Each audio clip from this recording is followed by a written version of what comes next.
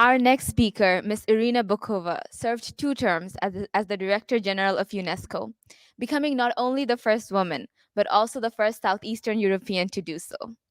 She is a true visionary who believes that the UN's mission must be to foster peace, stability, and understanding. Earlier in her career, Ms. Bokova served in a number of diplomatic posts before joining the Bulgarian parliament, where she helped to draft the country's constitution, which significantly contributed to its accession to the European Union. During her tenure at UNESCO, Irina Bokova was actively engaged in the UN effort to adopt Agenda 2030 for sustainable development. She immensely contributed to the defense of cultural heritage in conflict in Mali, Syria, and Iraq, and in denouncing the destruction of heritage as a tool of war. She has received state distinctions from over 40 countries and honorary degrees of leading universities across the world. Ms. Bokova was on the Forbes list for the most influential woman for 2016 and continues to be a role model and a beacon of hope through her humanitarian work. Today, it is our pleasure to host her and hear her speak about shaping the multilateral future. Without further ado, it is with great privilege and pleasure that I welcome to the virtual stage Ms. Irina Bokova. Thank you very much for this very kind presentation, and I'm very happy and honored to be with all of you today and to speak about the United Nations, about multilateralism, with a focus on culture, education, and the concept of global citizenship, which has a lot of relevance nowadays, particularly when we fight the negative, unprecedented consequences of the COVID-19 pandemic. I would start my presentation. You asked me to speak about my experience as Director-General of UNESCO during a time which was critical for the adoption of the Agenda 2030 for sustainable development. And I would like to once again emphasize here the 17 Sustainable Development Goals that are very closely linked, of course, with the Paris Climate Agreement. For me, it has always represented one agenda, not just adopted almost at the same time in 2015, but having a very, I would say, intimate linked interdependence between both of them. As a reminder, let me just say that the Agenda for Sustainable Development was a global effort as a shared blueprint, not just for development, albeit it's called Sustainable Development, but at the end of the day, it was a blueprint for peace and prosperity. For the people and for the planet. And let me once again emphasize that for the first time, the Sustainable Development Agenda was global. It was universal. It was not just a traditional, as we understand, development agenda of having support for the developing countries in all the different areas, but it was indeed a universal agenda. And with a very ambitious goal to end poverty and leave no one behind. I think this is very important nowadays, once again, as I said, with the consequences of the global pandemic. And at those times, the Secretary General, Mr. Ban Ki-moon of the United Nations, said that it is indeed the framework that generates economic growth, social justice, environmental stewardship, and strengthen governance. As we at the United Nations knew the five Ps, the P5s, although it's not the permanent members of the Security Council, but it was about people, prosperity, planet, partnership, and peace. And this is still, as I said, very much relevant today, particularly in the COVID-19 pandemic. The leaving on no one behind still is a guiding principle, and I think it will stay for a long time because I would not now focus too much on the consequences of the pandemics, but we all know that according to the estimates of the World Bank, of the United Nations, UNDP and others, more than 100 million people will go back into extreme poverty. And as the current Secretary General of the United Nations, Antonio Guterres, said already last year during the General Assembly session, we may go back 20 years in the achievement of development. What is important to mention, it is important also for my talk further on, the interconnectedness and indivisibility of the 17 Sustainable Development Goals. We should not look at them in silos, but by all means, we know that the achievement of any of them can also promote the achievement of others. And I should not go very far if we just take education that promotes gender equality, or jobs, or when we speak about climate change and protection of heritage, urban development, and many, many other examples. The principle of inclusiveness is extremely important, and I would like once again to emphasize it here, because if we see the recent developments in many societies in the world, unfortunately, we see still rising racial discrimination, prejudices, stereotyping, stigmatizing communities, refugees, and others. And I think it's worth once again looking at this part of the Sustainable Development Agenda.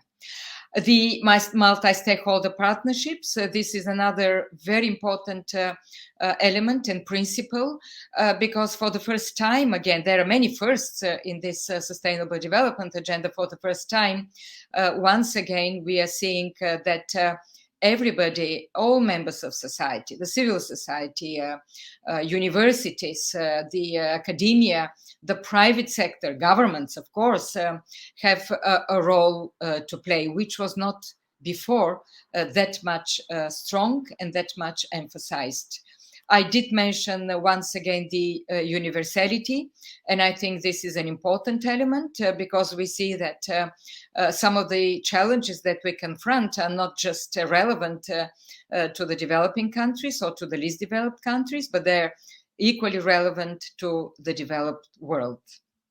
And if I come to my experience at the United Nations, as an agency which has the responsibility to promote international cooperation in the science, culture, communication, education, of course, UNESCO, we had relevance to the majority of the SDGs. If I have to be more concrete, it's 9 SDGs, because they spoke about the quality inclusive education, but also through the hydrological program, including the program on the protection of biodiversity, protection of heritage, which is part of the Sustainable Urban Development Agenda, the oceans through the Intergovernmental Oceanographic Commission, which is once again under the purview of UNESCO, science, technology, innovation, and I may continue the list.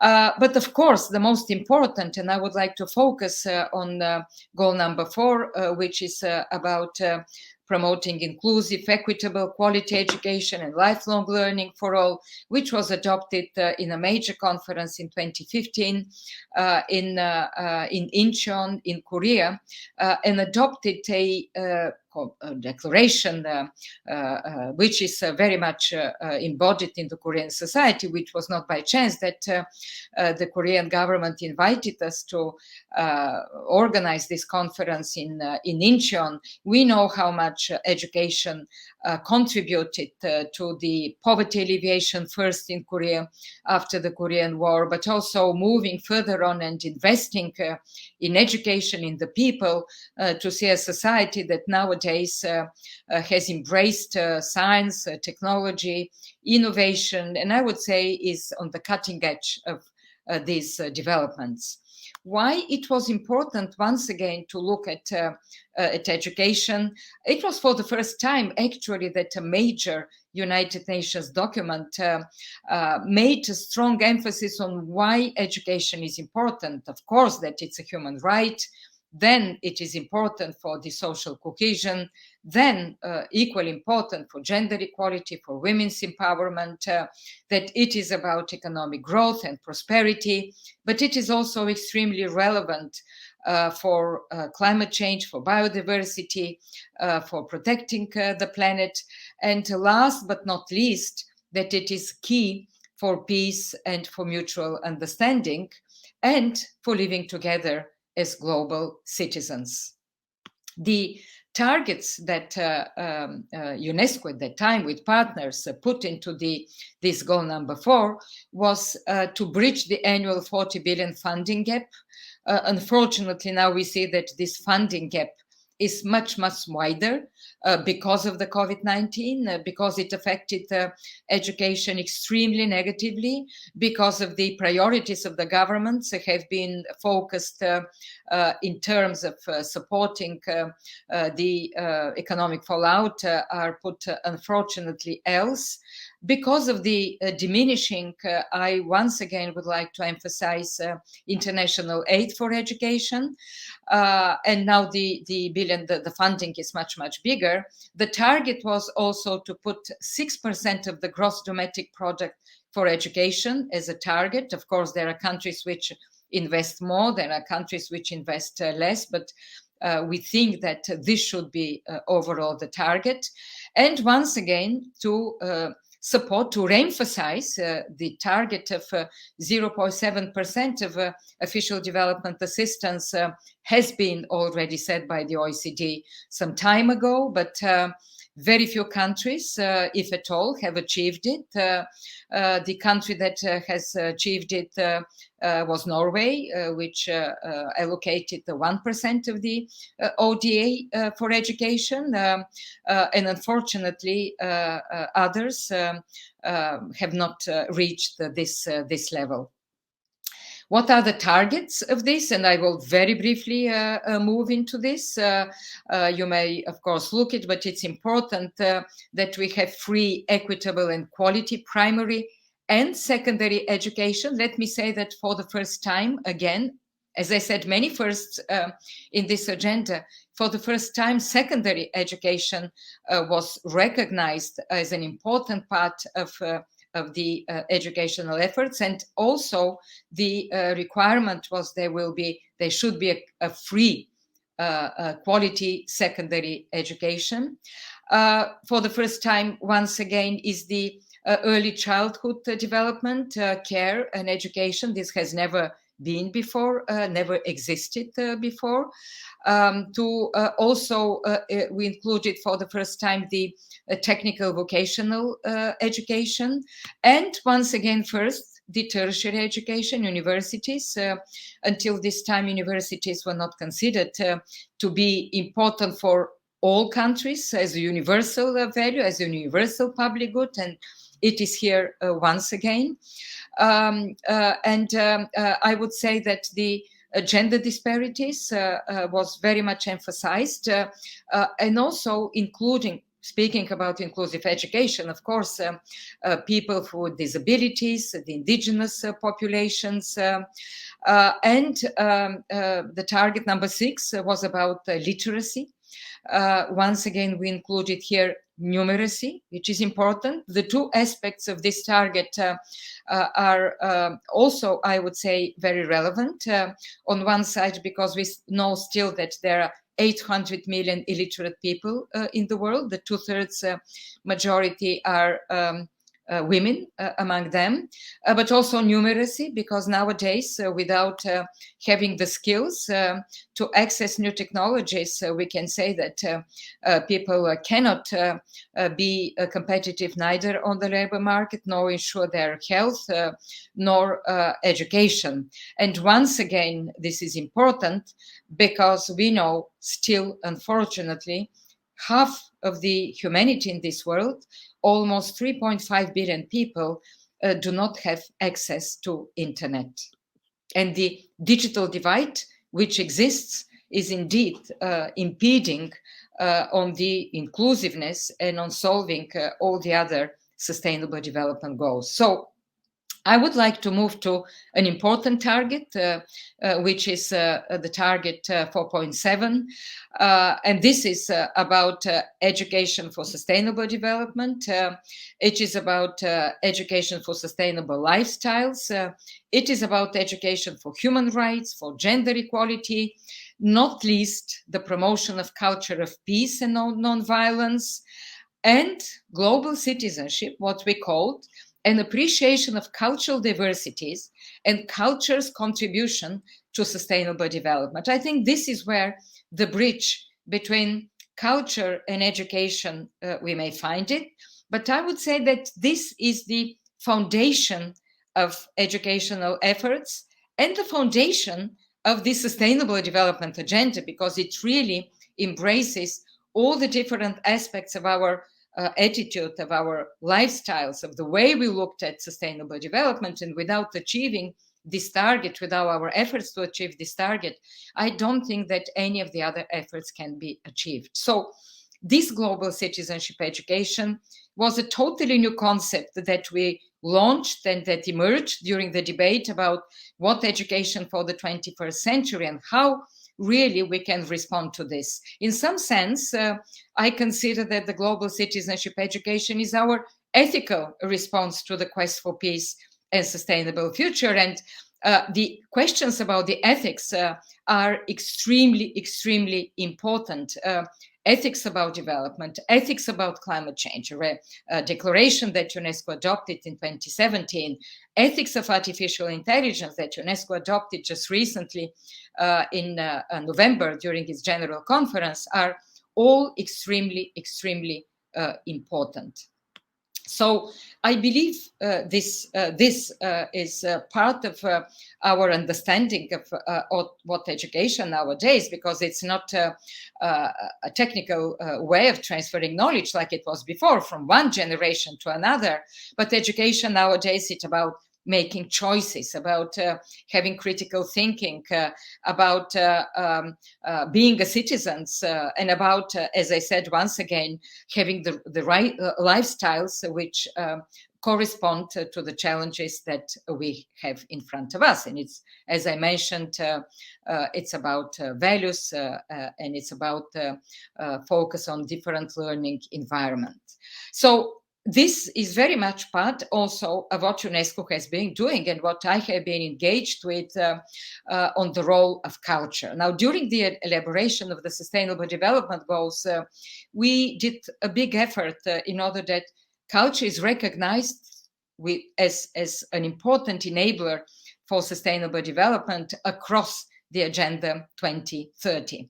And I would say we are not entirely happy with it, but we made a big progress into this, because in many of the different other goals, there are aspects of culture. And also for the first time, it was recognized that culture is both an enabler, but also a driver of the economic, social, and environmental dimension of sustainable development. As a target, the cultural protection was included into goal number 11, which is about the urban development, the cities, and the target was to make cities and human settlements inclusive, safe, resilient, and sustainable. And also it was recognized that the cultural, natural heritage and human factors playing a crucial role in supporting also local economies. Now, why we wanted very much culture to be recognized? Because UNESCO has the responsibility for the implementation of the major set, comprehensive set of international cultural conventions. I would like just to mention the most important, the 5, which are the protection of cultural property in event of conflict, part of the Hague Humanitarian Law Convention adopted in 1954, then the fighting against illicit trafficking of cultural property, then, of course, the landmark Convention on the Protection of All Cultural and Natural Property, underwater cultural property, intangible cultural heritage, which is also very important, and the last, which was adopted in 2005, about the expressions of cultural diversity. Now, if I would like just to say a few more words about the convention concerning the protection of the natural, cultural, and heritage, because this year we will celebrate the 50th anniversary of this convention. And I'm sure that while traveling or just staying in your country's communities, you have seen the impact, the importance of this convention with the World Heritage Sites, the enormous and incredible list, diverse list of cultural and natural heritage. And I would like to say that this is a huge success of the United Nations, because UNESCO is part of the United Nations system, with an extraordinary concept of protecting the world cultural heritage. This convention has 193 parties, one of the most universally ratified international convention, I would say, in the history of international law. And as of this year, there are 1,154 sites in 167 countries, which are the majority are cultural. Then we have the natural and mixed.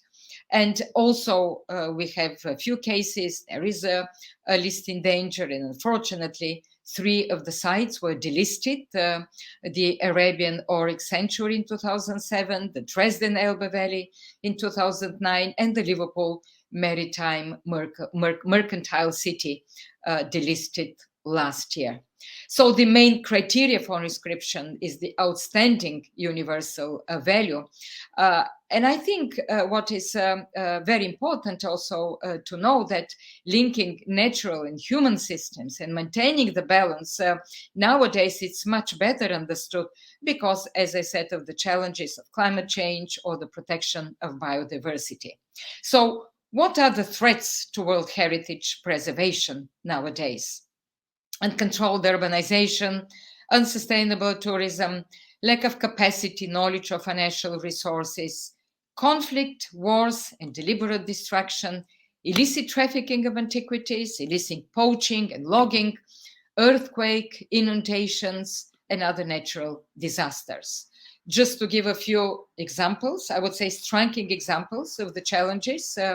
This is the Vienna Baroque Center, which is on the World Heritage List in danger, put there in 2017, because of the plans to build a 66-meter high tower near this protected area. As an example of the natural disasters, I could mention the Bam earthquake in Iran in 2003. You can see here what it used to be before and after this devastating earthquake. And it's important to mention that Bam is an extraordinary expression on the Silk Road, which declined and then rose up again. And also it was a part of the identity, I would say, of the Persian civilization, and it brought a lot of economic development because of the tourism, which after the earthquake ceased to exist. The other example is in Syria, which in Palmyra, which was destructed by extremists in 2016.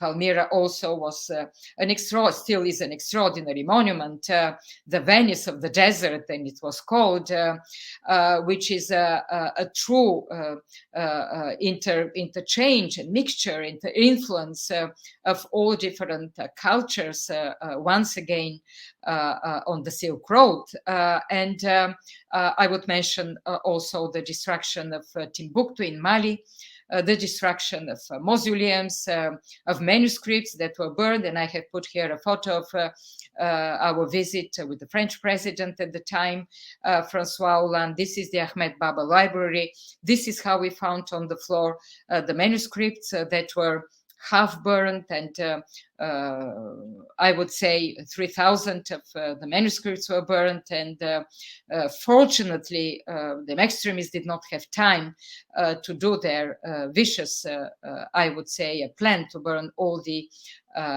manuscripts. And what was important to emphasize here is that This was part of a plan to enslave also the people, to erase from their memories what they had as almost a 9th century of important living, I would say, culture and religion in this part of Africa, with a lot of influences also further on other cultures. The tourism, another example, I could give the Machu Picchu in Peru, and over mass tourism, if it is not controlled, it is not well managed. We increasingly speak, and it should be sustainable tourism in order to protect heritage. And last but not least, it is climate change, which is the fastest growing threat to world heritage, according to the International Union of Conservation of Nature Outlook assessment. We know that when the convention was adopted, there was no much knowledge about the link between climate change and the world heritage preservation, and it was very, very recently that this threat was recognized as the biggest challenge. We know on one side that the natural world heritage sites are not just iconic places, exceptional nature, but also they provide a lot of benefits and knowledge about how we should maintain tradition with knowledge through the history of humanity in a natural way. And all the 200 more than 280 heritage natural sites nowadays cover almost 8% of the total surface of the world, and they are iconic, as I said, sites where we can find the Galapagos Islands in Ecuador, or the Yellowstone National Park, or the Okavango Delta in Botswana. And some of them, I would say that the forests, there are many of the natural parks and the forests in the tropical regions in Central America, in Central Africa, also like Virunga Park in the Democratic Republic of Congo, or the forests in Indonesia and some other parts are indeed storing 5.7 billion tons of carbon. So there is another, I would say, argument why we should protect these natural sites. As I said, still, unfortunately, there is no sufficient understanding. There is no availability measurement to this challenge. It is being developed nowadays by concerned scientists that are working in the area of the link between protection of heritage and climate change. And of course, the striking examples of Venice or the Great Barrier Reef or the Yellowstone, I think, show us the extent and ring the alarm of the threat that is so imminent. I would just give an example with Venice, because we have been, I believe, most of us there. We know it's important. We know how much it brings to, I would not say only European history, but Venice was on the other side of the Silk Road, from Xi'an to Venice, and its impact on in the intercultural dialogue with the Mediterranean, with the Africa, with the Arab world and Asia is unmatched. And we unfortunately know that Alta Agua, or the flooding of Venice, is more often nowadays than before. We know that in the Laguna, and we can see here how tourists are walking in San Marco Square once again. And we know that unsustainability of this way of looking at Venice is indeed pressing nowadays. And UNESCO has been working a lot. And I know from my own experience how important it was to work with the government, with the local authorities, of course, so that we introduce the principles of sustainable tourism. And I'm very happy that last year the big cruise ships have been already there was an interdiction for them to enter the Laguna, because this was one of the problems of the rising floods and the changing of the water quality into the city. And this is a good example, once again, that there is a challenge, but this challenge can be solved. So I would like to thank you for your attention. I just wanted in half an hour to make a very short brief of some of the most important, in my view, aspects of and the challenges that we confront in education into culture, and to show by example that United Nations is living, that albeit all the difficulties, and I would say sometimes the attacks against the United Nations, the Sustainable Development Agenda is relevant. It's even more relevant today. And each of the agencies contribute to the success of its different aspects. And education and culture, in my view, are vital for the implementation of this agenda, particularly now, as I said, with the problems that we confront with the global COVID-19 pandemic. Thank you for your attention, and I'm at your disposal to probably respond to some questions. Thank you, Ms. Bokova. I believe I speak for everyone watching that it was an incredible privilege to hear you speak. And we have a lot of questions lined up. So with your permission, I'll just dive into the Q&A session. Yes, please. The first question from the audience: how do the future 21st century politicians and government leaders strive for eliminating racism and discrimination when it is so prevalent in many Eastern European countries? It's a big question. I would say that unfortunately, in the 21st century, when we thought that we have all the knowledge, all the experience, we have all the legal instruments, institutions, we have all the systems that have been created to eliminate racism. Unfortunately, we see this on the rise. I would like to say that UNESCO was created after the Second World War, exactly after the terrible Holocaust and destruction that was there, to instill peace and to create peace differently. The opening lines of UNESCO's constitution is, since wars begins in the mind of man, it is in the mind of men and women nowadays, of course. We should build the defenses of peace.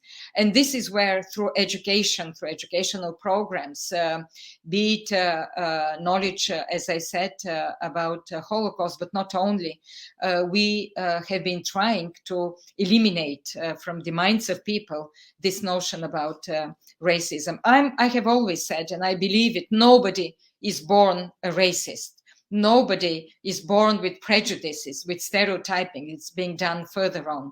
So education system is important. And also creating much bigger knowledge about the others.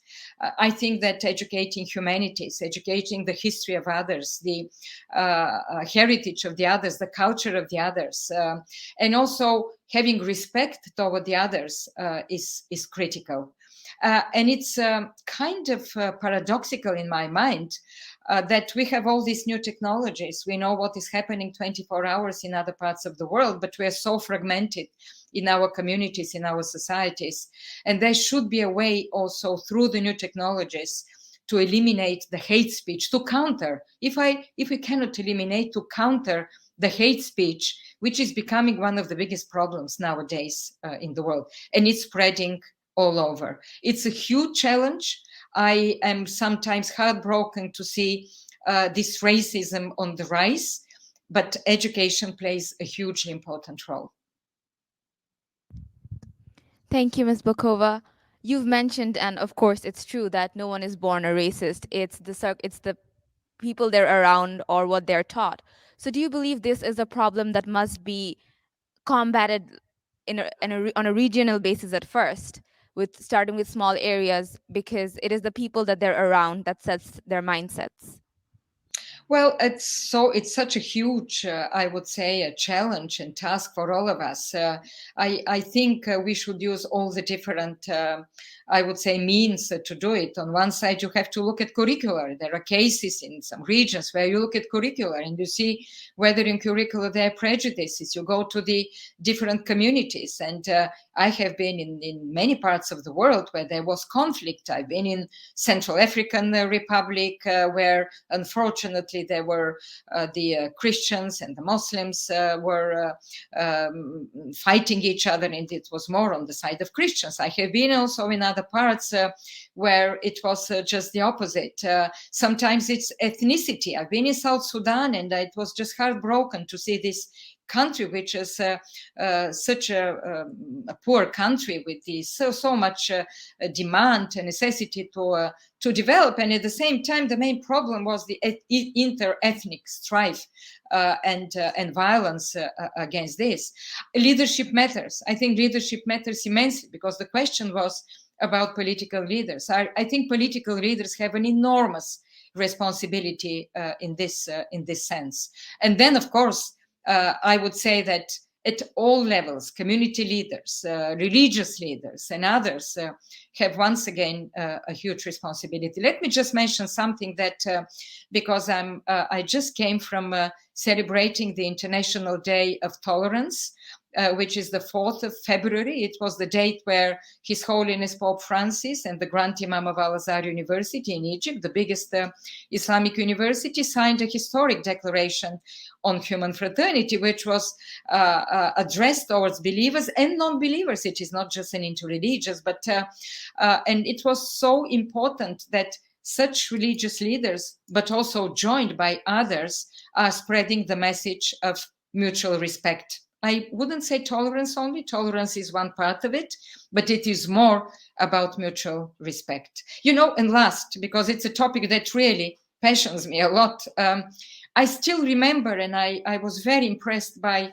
a phrase I read by a famous Nigerian author, Chinua Achebe, who passed away 10 years ago, who said, and it's really, really, I think we should all embrace this concept. You have to take from the others, whatever small, something that will make you a whole.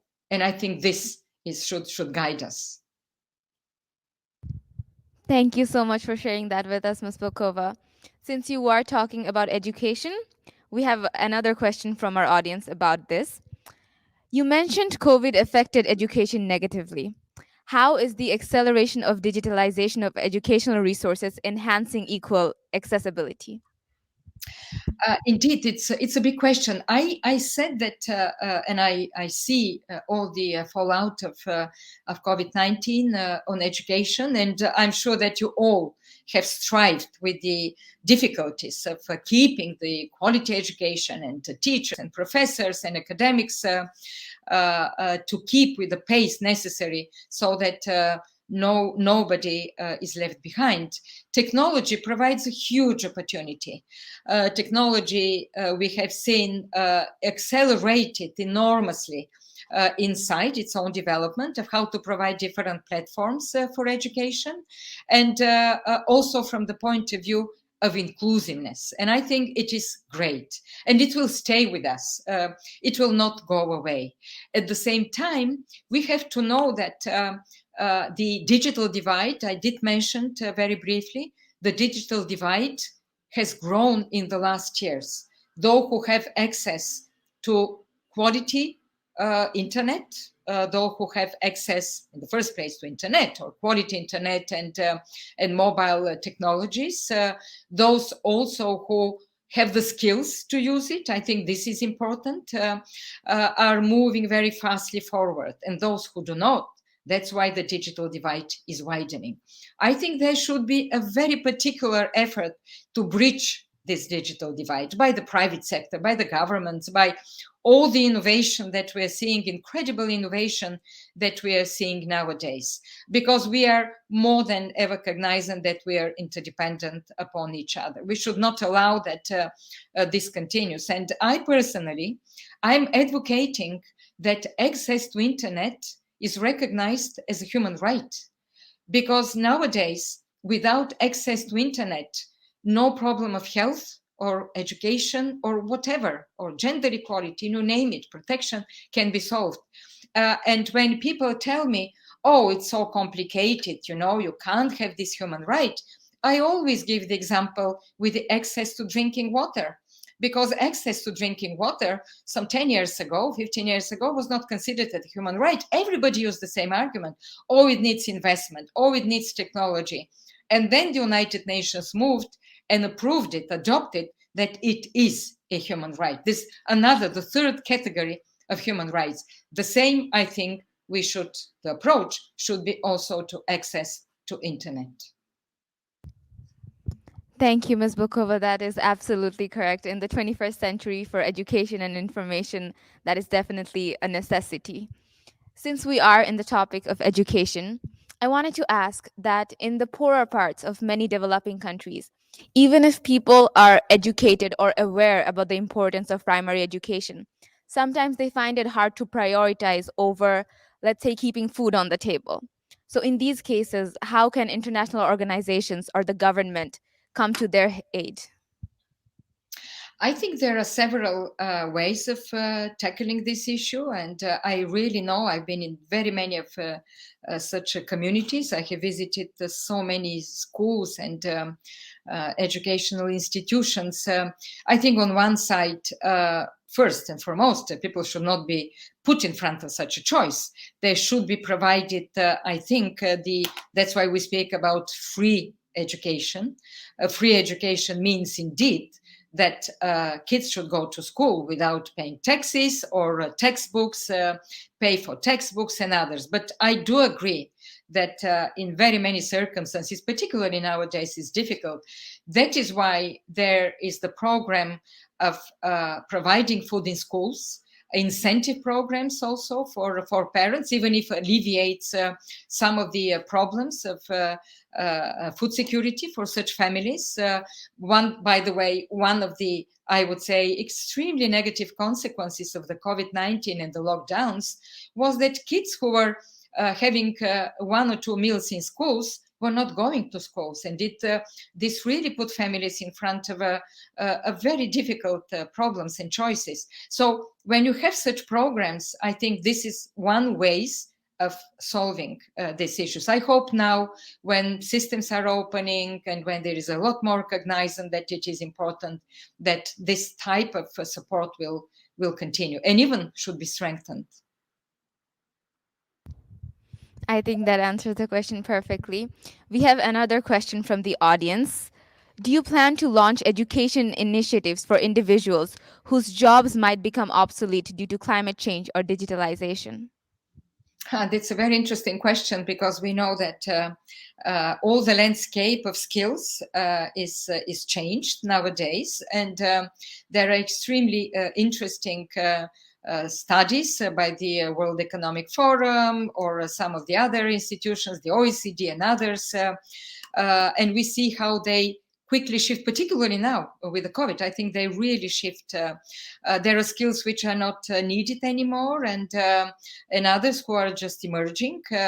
And that is why I think there recently somebody said, and I totally agree, he said, oh, there are three principles, three targets that we have to aspire in order to solve the problem of the new economy that is emerging. It's reskilling, reskilling, reskilling. And I think this is where the role of governments, but also of the private sector, of partnerships, of educational institutions should be to look really what are the skills needed nowadays for this new economy. In many societies in the developed world, also everywhere, in Europe, in the United States, we see that there are unemployed people, but also we see that there are jobs that are there, but there are no skills for these jobs. This should be accelerated nowadays in an unprecedented manner. I think now that we need really, the world needs some kind of a Marshall Plan for education and for skilling if we want to move forward very, very strongly after this pandemic. Thank you so much for that answer. In your speech, you've mentioned the importance of this respect of diversity and acceptance. But do you think that the loss of cultural identity created by an increasing globalization will be a problem to societies? Oh, it is a problem already, indeed. You put it's a very, very good question.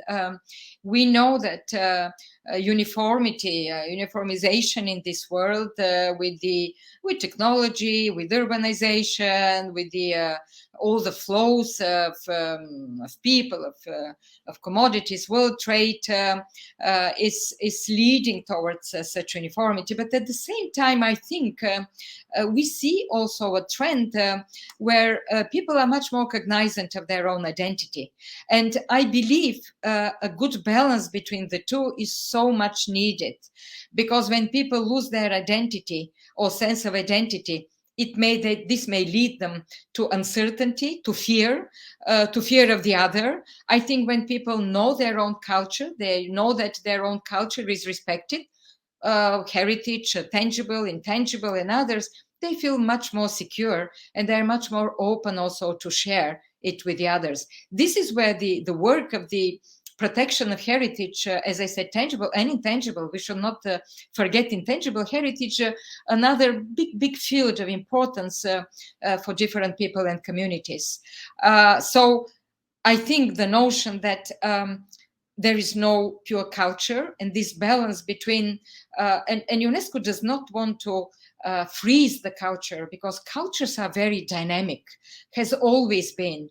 But to find the right way of this balance is really a true challenge, but it is critical for us living together. On this note, I believe we have a question from the audience that is related to it. Do you believe that due to COVID-19's effect on travel and tourism, nations will invest and allocate higher budgets on preserving cultural heritage and identity? Oh, well, I hope so.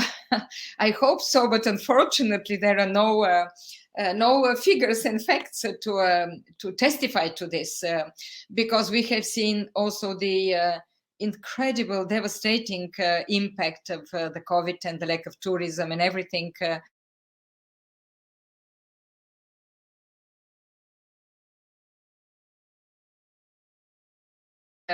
Incredible negative impact on the protection of sites. 90% of the World Heritage sites were closed, no revenues.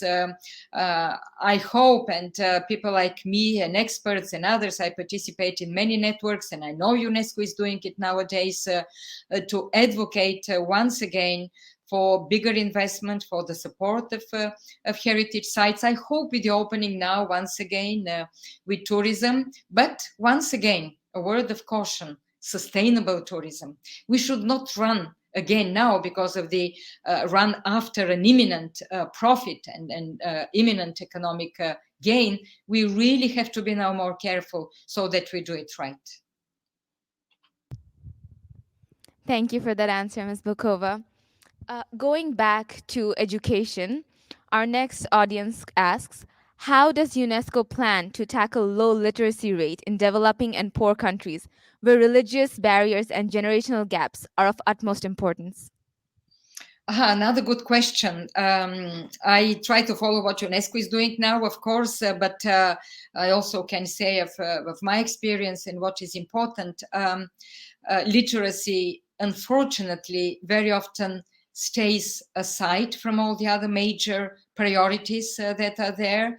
And we should not forget that the army of more than 800 million illiterate people, most, as I said, 2/3 women, is actually the dropouts. These are the dropouts of the first, the primary education that did not go back to school. And because of the poor quality of education, we should know that functional illiteracy is there also to stay. We're not speaking only about people who have not attended school, but also people who have attended school. Young people have attended school, but because of the poor quality of education, they're still functionally illiterate. And now with the need for numeracy, there is another layer. I think here the informal education plays a hugely important role. Informal education through community centers, through different other platforms to do it. And it is critical to involve the local leaders. In very many of these settings, the incentive also comes from the local religious leaders, community leaders.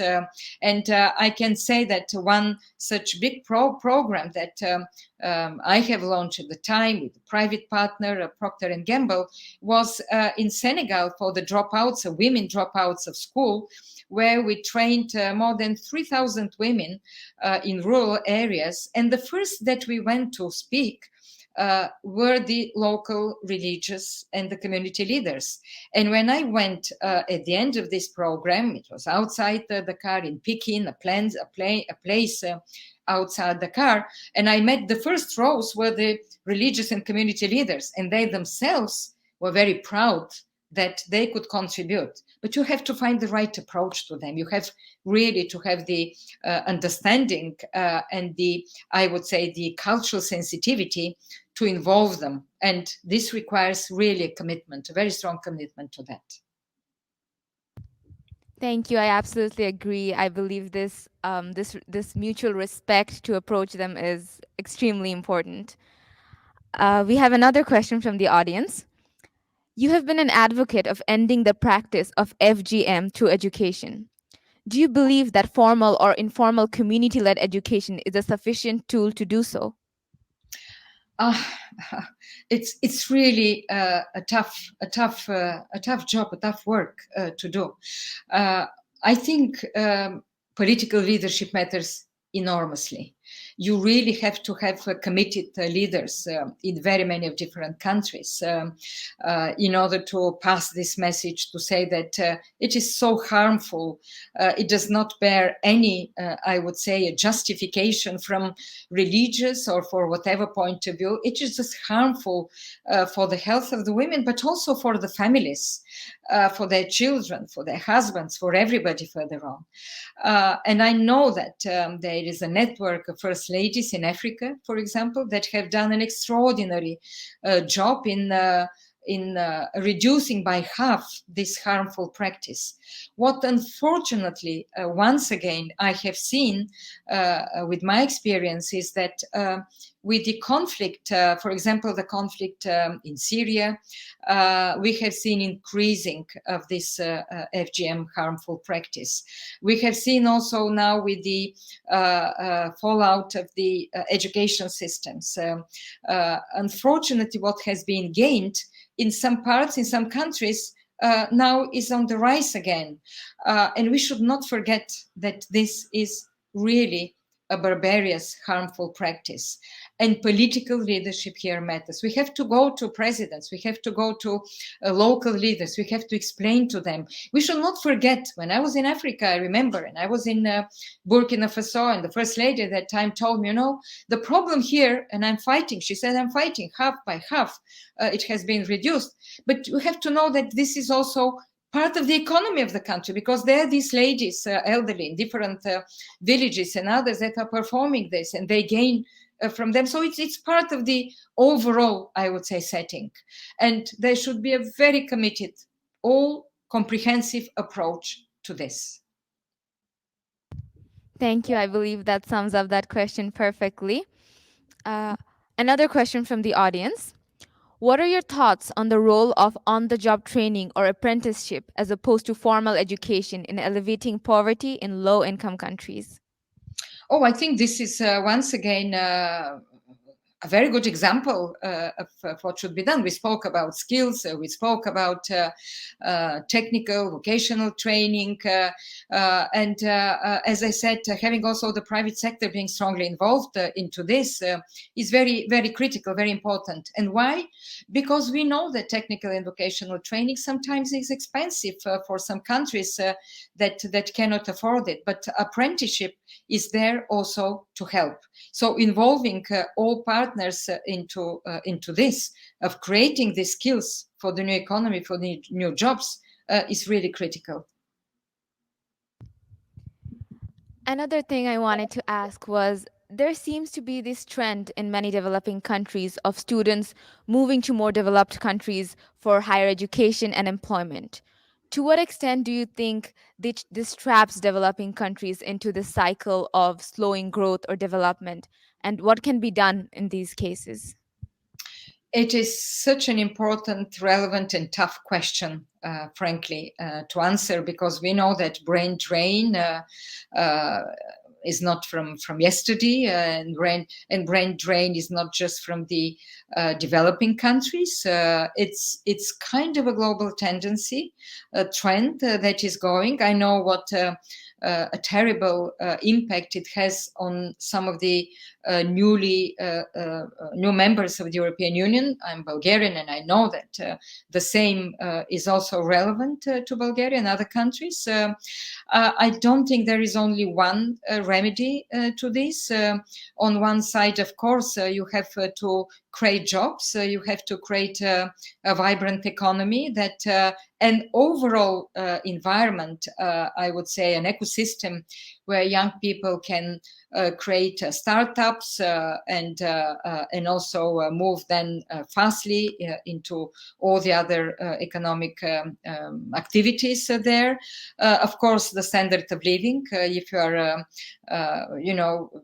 do not have the same standard of living nowadays in this open world, everybody aspires. But it is, I would say, not just the salaries or the gaining, it's the overall environment that is very much needed for such a trend. And then, of course, it's investment. You have to create jobs. We know that in very many developing countries, universities are training, are educating people, and it's full of jobless students from universities. So whether universities train with the skills that are needed, I mean, overhauling also the education systems, university systems, is very important, that they really give the skills and are not stuck in the past. So, as I said, it's a comprehensive problem, but it is very relevant to what is happening today in very many parts of the world. Thank you for that answer, Ms. Bokova. Unfortunately, with that, we must wrap up our session. It was personally such an honor for me to have this session with you, and I believe all of our audience watching it feels the same. Thank you so much for being here with us today. Thank you very much, and thank you for inviting me and the interest. And I really wish you a very, very successful summit. So many topics to discuss. Thank you so much.